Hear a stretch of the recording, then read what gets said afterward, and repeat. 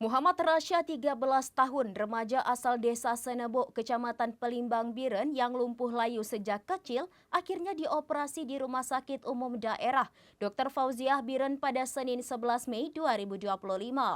Kondisinya sempat viral di media sosial karena bertahun-tahun terbaring dalam keadaan memprihatinkan.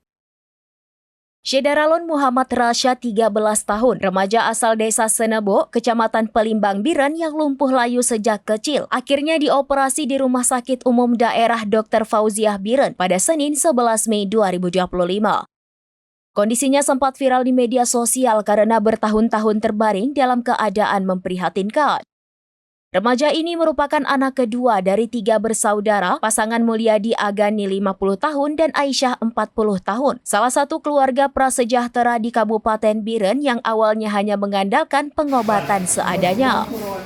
Pasien tersebut sempat viral di media sosial, kemudian dijemput tim medis Puskesmas Pelimbang dan dirujuk ke IGD RSUD Dr. Fauziah Biren dan langsung ditangani dan mendapat penanganan intensif oleh medis.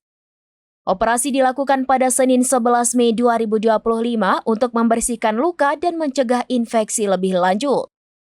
Ketua Ikatan Dokter Indonesia Biren, yang juga dokter di RSUD Dr. Fauziah Biren, Dr. Zumirda SPB, mengatakan bahwa berdasarkan riwayat medis yang ditelusuri, kuat dugaan Muhammad Rasya mengalami lumpuh karena penyakit polio sejak kecil.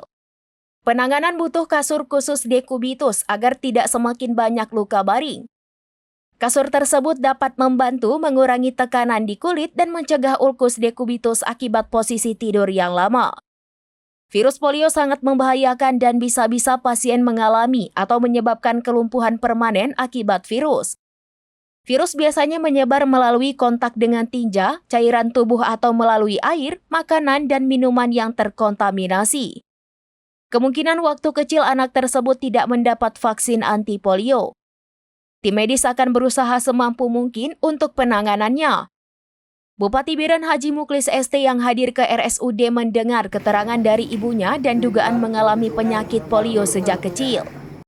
Kemudian melihat kondisi pasien yang selesai menjalani operasi dan akan membantu satu kasur khusus atau dekubitus agar Muhammad Rasya cepat sembuh, serta mengharapkan peran orang tua untuk selalu membersihkan luka dan mengelap keringat sehingga luka tidak menyebar. Dari Biren, Yusmandin Idris, serambinews.com.